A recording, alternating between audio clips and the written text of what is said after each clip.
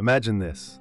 You're standing in a courtroom. A hushed crowd watches as a judge reads your sentence. The words are a blur, a cold, formal pronouncement that will define the rest of your existence. You look at your wife's tear-stained face, at your son, barely old enough to understand what's happening, and you feel a part of you die right there. A door slams shut, and you're no longer a free man. You are now the property of the state. Your family, your friends, your entire life, all of it is now behind a wall of razor wire. You're just a number, another body in a vast, sprawling system designed to punish, to isolate, and to dehumanize. This isn't the story of a hardened criminal. It's not a tale of redemption or a movie cliché. It's something far more chilling because it's real. This is the story of what a life sentence actually feels like. 40 years in prison doesn't just change you, it rewires you. The system is designed to wear you down, to break you. By the time you get out, everything you knew is gone. How do people survive that and not lose themselves completely? On today's episode, we're walking through what a life sentence in prison is actually like. Day 1. You shuffle off the bus in handcuffs and leg irons, peering up at the guard towers and razor wire fencing. Armed officers herd you forward, their eyes cold. To them, you are nothing, and this is it. You're home for the next 4 decades. You enter a holding room where an officer takes off your leg irons and gestures toward a thick door, the booking area. They take your wedding band and slip your phone and wallet into a Ziploc bag.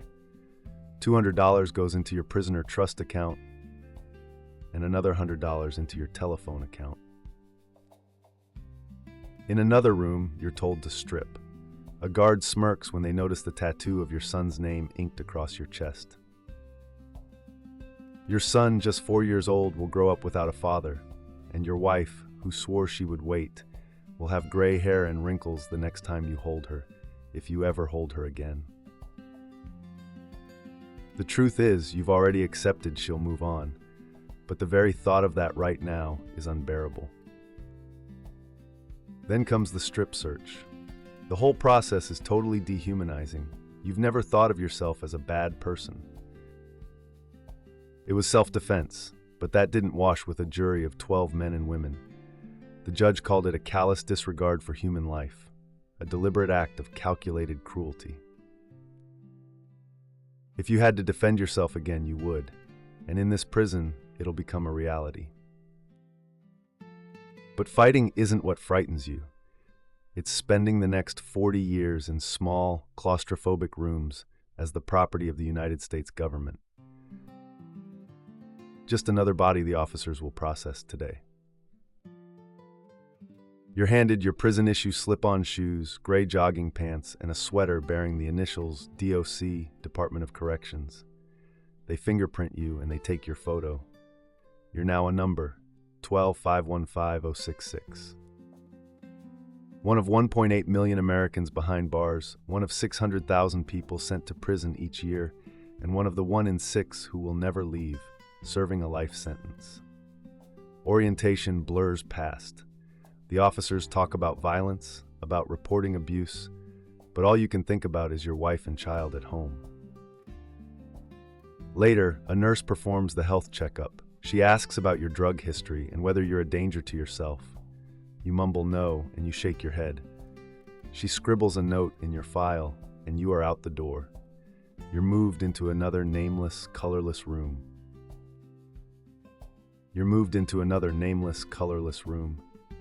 Have you ever worked for law enforcement? A guy in a shirt and tie asks you.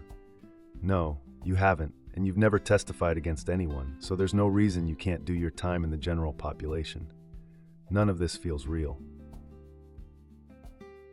Your state-appointed lawyer had been sure you would just get a few years for manslaughter, or better, it'd be viewed as a justifiable homicide. The thought makes you furious. Your emotions swing wildly, from rage to despair. You were one of the 80 to 90% of federal criminal defendants in the U.S. defended by the state a nation where, with enough money, the odds aren't too bad for getting away with serious felonies. You just saw a female and a male officer laughing and joking with each other. Casual workplace flirting. You'll never share a moment like that again. And then you walk through the bowels of the prison. Door after door creaking open until the faint sound of voices grows louder. The smell of floor cleaner and sweat filling your nostrils. The last door opens to your unit. Faces look up from the tables where men are slamming down dominoes and cards. You keep your head high. You don't show them any weakness. White, black, brown, all in their own tight clique. Like it or not, this is your new family. You don't want to be a part of their system, their code. You're not scared of them. The only thing that scares you now is time. You walk into your cell. Your Shelley barely looks up, jerking his head to the top bunk. You toss your prison handbook on a steel desk, barely a foot away from a toilet sink combo that smells like it was freshly used. You still expect to wake up with your wife beside you, telling you it was all just a bad dream. Month 1. Before you were locked up, you'd watched prison TV shows, like millions of others. You dismissed them as poverty porn, cheap exploitation of damaged lives, but you still watched. Your guilty pleasure was seeing grown men fight over a missing piece of candy, but you never thought you would be one of them. In here you know your place, and it's decided by skin color and affiliation. Since you have no affiliation, unless you count CrossFit, Catholicism, or the Pee Wee soccer team you coached, you're lumped in with the whites. This was explained to you when a group of thugs walked into your cell a day after you'd arrived. They wanted to see your papers, your charges, checking to see if you were a chomo or some other kind of sex offender. You used to think that the prison code, when you heard about it on TV, was insane and hypocritical. But now that you're a part of it, you keep your mouth shut. The guys looked impressed when they read your homicide conviction. And here, that's a badge of honor. You don't bother telling them the details, what your useless lawyer had called mitigating circumstances. Neither do you play the tough guy. Your Shelley later tells you that tough guys don't last long in prison. Just be cool and you'll be all right, he told you. But his bid is 7 years, not 40. He explained that you are constantly monitored, that cameras watch your every move, but he said this doesn't stop the violence. Someone was stabbed in the shower stalls a week or two before you arrived. He said if someone wants you dead, they can kill you and make it look self-inflicted. The kid who carried it out was a torpedo, ordered to put in work for the Mexican mafia. They run things in this unit, taking orders from the boss, the shot caller.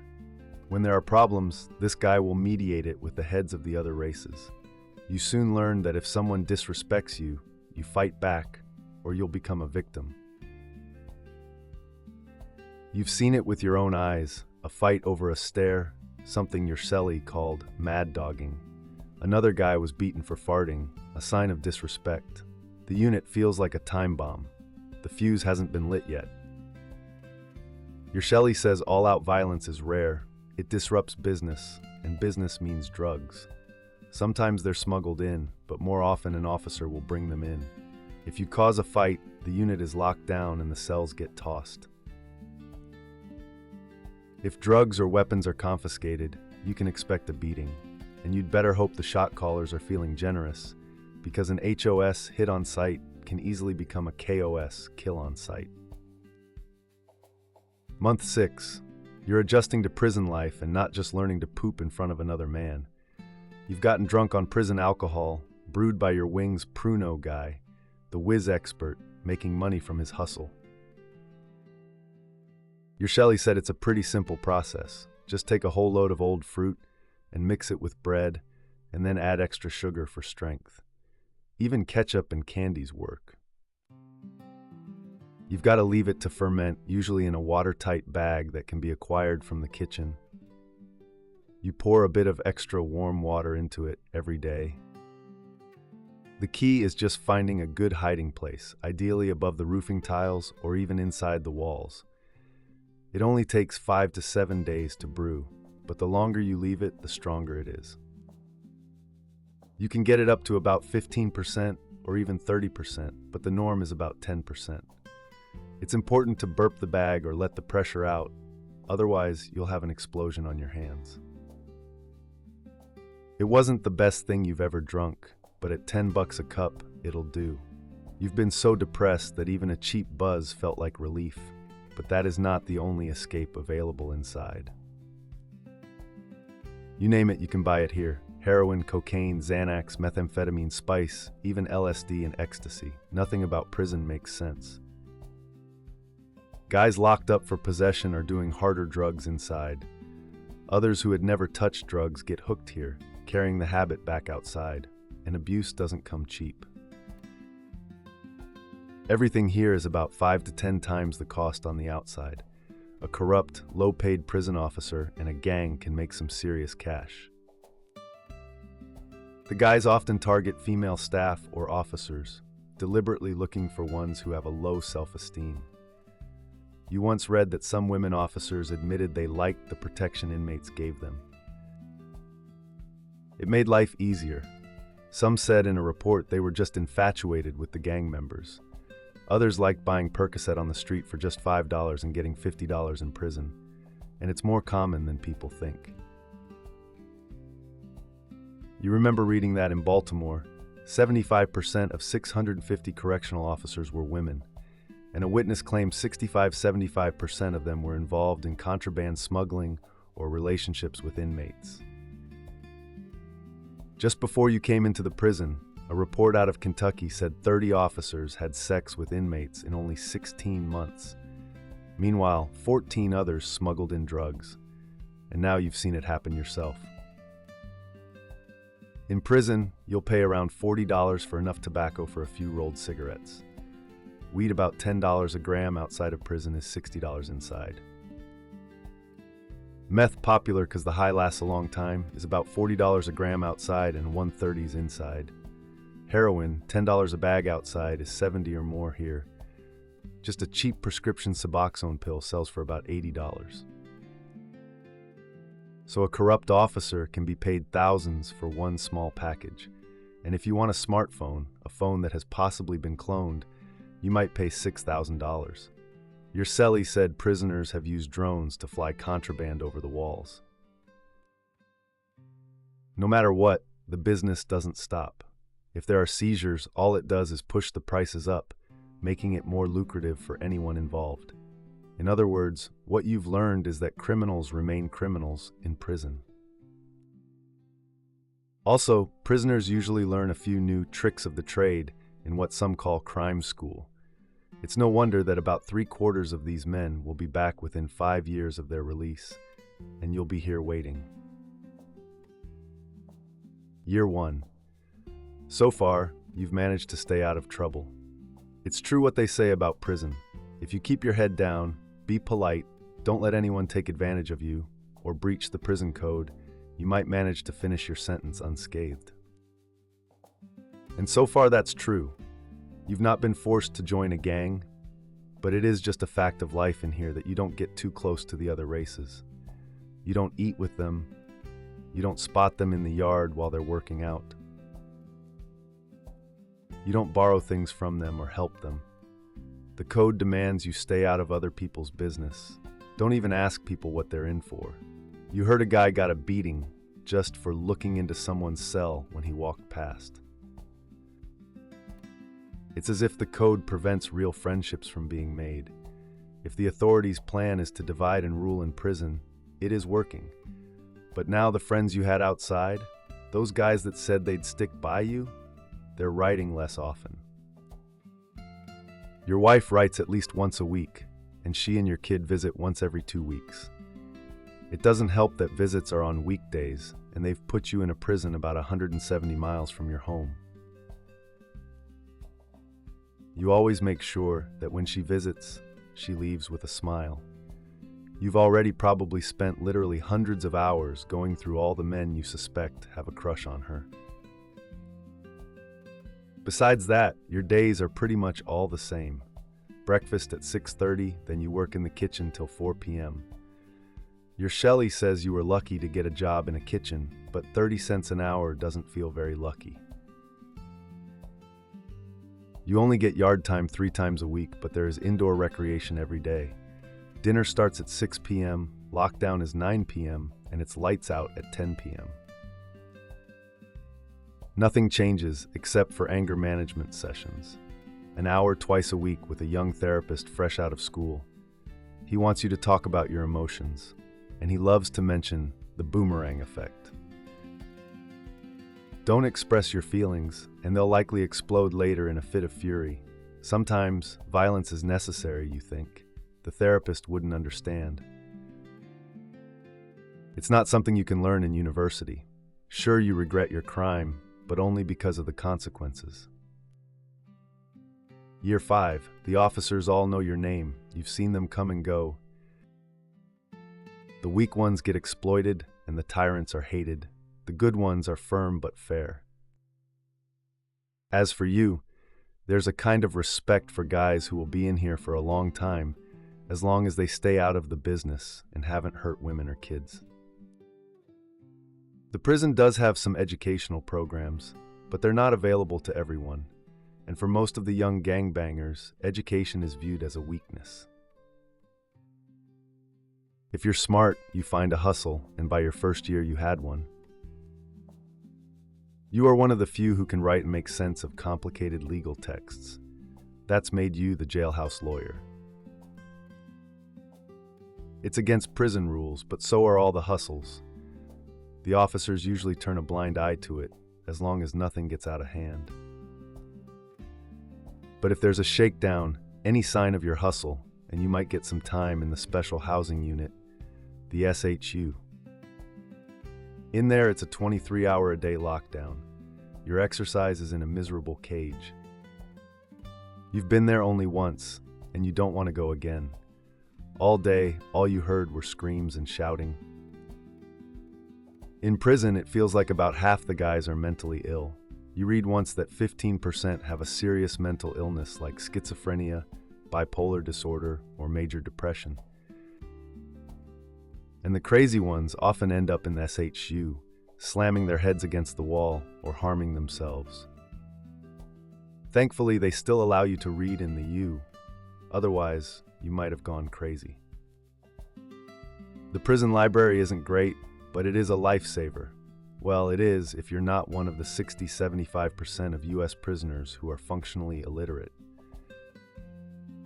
For lifers, if you're not constantly doing gang business, there are 3 main ways to stay sane: regular exercise, meditation, and reading. Reading is one activity that you've seen in prison that actually helps people rehabilitate themselves. The selection isn't great, way too much romance fiction. Still, they have a lot of classics and some okay nonfiction. You just go to the library during your time and you check out the books. When you were in the SHU, they came around with a cart. Your wife sends books in too, and prisoners can order from Amazon.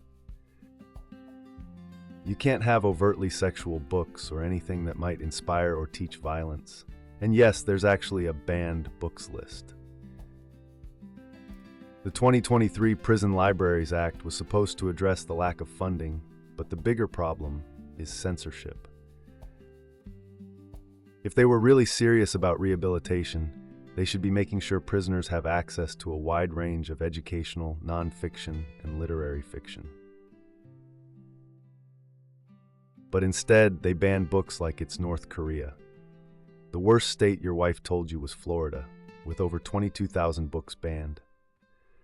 Texas came next with around 10,000, then Kansas with 7,700, Virginia with 7,200, and New York with 5,300. That includes language books staff can't read and drawing books that inmates might use for tattoos. Often no reason is given, just stamped threat to security. In some states, even books with homosexuality are banned. Part of you thinks that the system is not interested in rehabilitation as much as filling quotas and punishing people. You had a lot of time to think about the man you murdered. You've watched men in here break about violence and killing, and it hit you hard. Maybe you are just as messed up as they are. You always thought you were different, that your case was special, but just about everyone here says that. But your crime only created more trauma, which you are now passing down to your son. Violence is like a vicious cycle. If prison has done anything good for you, it's the realization that crime is all about cause and effect, and that even in bad circumstances, a civilized man can choose to end it. Still, you know you did wrong, and it won't help you get through another 30 years. Year 10. About 3 years ago, your wife started writing less often. She canceled visits, one after the other. Your son, who's now 14, started getting into trouble, and your wife said it was your fault. Now he barely visits you, and when he does, he looks bored and resentful. And then you got the letter. She'd met another guy. She loved you, she said. She tried, but she couldn't live the best years of her life alone. In a way, you felt some relief. Part of you wanted to respect her decision. The other part wanted his name and address. The group therapist said anger is a very natural response in these circumstances. But what does he know about spending your life in prison? You'll be sitting in the prison workshop, and suddenly there will be an image in your head of your wife kissing some other guy. The pain is indescribable, and there is nothing you can do to escape it. So you're in a prison, but also in a cage in your head, torturing yourself daily. And no matter what you do, those bad thoughts will come. And worse, you can't talk about it to a friend. You can't show weakness in here. And then you cracked. The therapist was right about the boomerang effect. You'd mistakenly told someone about something you enjoyed, a book you were reading. God knows why you let a feeling slip out, but you did. The novel was The Count of Monte Cristo, a story about love, revenge, justice, and morality. It really resonated with you, but then you got to the all-important final pages, and someone had ripped them out. That's the kind of petty thing that happens all the time in prison. But after 10 years, and after being dumped, you just lost it. You snapped. Someone told you it was one of the new kids. You waited until he went to the showers, and you knocked him clean out with one punch. If you hadn't done anything, you'd have been seen as weak. But the truth is, you did it because you were angry. Therapy is good on paper, but it doesn't take into account the extreme emotions of prison life. In the SHU, an officer told you someone else had torn out the pages. You'd beaten an innocent kid for nothing, putting in work for a conniving liar. Maybe the officer was lying, so you'll beat another innocent man. This is life in the prison. Constant manipulation, constant lies, people taking pleasure in suffering. It destroys your faith in humanity. You know you can't do another 30 years of this. And after that last beating, stitches, hospital, trauma, you doubt the parole board will be doing you any favors. Year 20. A year later, you learned your wife's new lover was your best friend. You had lost your two best pen pals, the core of your emotional support, in one blow. And now your only visitors are your brother and your mom. But your mom is sick, and you carry the added guilt of not being able to help her. You're sure the stress of what you did made her sick. You probably would have lost your mind if it weren't for one thing. Between years 14 and 19, you wrote a novel. It was your greatest accomplishment, besides having a son who still won't talk to you. Under the First Amendment, you technically have the right to express yourself even in prison. But then one day, during a lockdown, your cell got tossed, and when you came back, your manuscript was gone. You complained loudly, and they called you into the office, and that's when they told you the truth. Your manuscript was confiscated and burned. Why? Well, the characters might resemble prison staff. They also said your book could incite violence, that it was a threat to prison security. That was it. You finally lost your mind. But it wasn't an explosion of violence this time, it was quiet. You just withdrew in yourself, you gave up. You realized you can't win in prison. In the end, it grinds you down. When all those years ago, you thought yourself dehumanized in that first strip search, you were very wrong. Dehumanizing a person takes time. They chip away at you until your identity is nothing but a lump of stone, stripped of all character. Year 30. It's as if you've become a ghost. No one bothers you anymore. You're just the old timer, serving your time. The last time you heard anything from your wife, after the divorce was finished, was a letter to say she had married your best friend. Your son, according to your brother, had fallen in with the wrong crowd. In any other circumstances, this would bother you, but now you've stopped caring about what goes on in the outside world. That place is no longer real. The only reality is inside the prison walls, a nightmare you've learned to live with. You don't even know what year it is half the time. After decades, you've just stopped caring. You've seen a guy beaten to death in here. You've heard countless screams from men having a mix of sugar and boiling water thrown in their faces. You've had good cellies and bad cellies. One of the bad ones was a mouthy tough guy. He was transferred with a new scar on his face, made by a double-edged homemade razor. Physical assaults are so common that many don't even get recorded. But the truth is, you barely even notice the violence these days. It's just a fact of life, like the sound of locks or the smell of disinfectant. You no longer even daydream about nice food or the touch of a woman. You focus only on what's in front of you. It's not what you don't have that hurts you in prison. Humans can get used to almost anything. What hurts the most is the things you could have had. You no longer see ruthless gangs or heartless criminals in here, not like the TV shows make out. You just see victims of childhood trauma, of cruelty and rotten luck. Men who, for the most part, were doomed from birth. You don't feel sorry for them. Some have done awful things, but you don't moralize. Prison is proof there is no such thing as free will, because no one would choose to end up like this. Year 40, you came in here at age 25, and now you're 65, the age at which most people retire. You often look in the mirror and you don't recognize yourself. It's almost time to leave these walls, but the strangest, most debilitating thing is you're not sure if you want to go. For decades, you barely thought about life outside.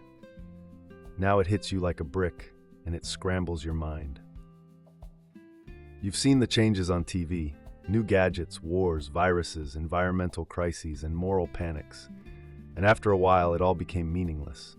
Sure, they've given you classes on how to reintegrate, but the fact is, you became your prison number a long, long time ago. The outside world is no place for a man who thinks he's a number. Part of you wants to stay in your cell with your books, where you at least know the layout of the land. The dark irony is that the more dehumanized and institutionalized you become in prison, the easier it gets. The parole board said you were ready, the electronic bolt snaps open, and they lead you down the corridor past the few old-timers who bothered to say goodbye. But you're struck with a thought. Maybe the outside isn't where you belong. Maybe prison is your natural habitat. They hand you your civilian clothes and a small bag with your wallet and phone. There are $300 in there. You're not even sure it buys much in this new world. The phone lights up in your palm. The woman at the desk hides a smile as you prod the antique screen. The last time you stood here, you were good-looking, with a full head of hair, a man who once thought he'd do well in life. And now you're old, with 40 years missing. But inside you still feel the same, like your life was paused while the world kept moving. The door opens, daylight hits your eyes, and you take your first steps into the future.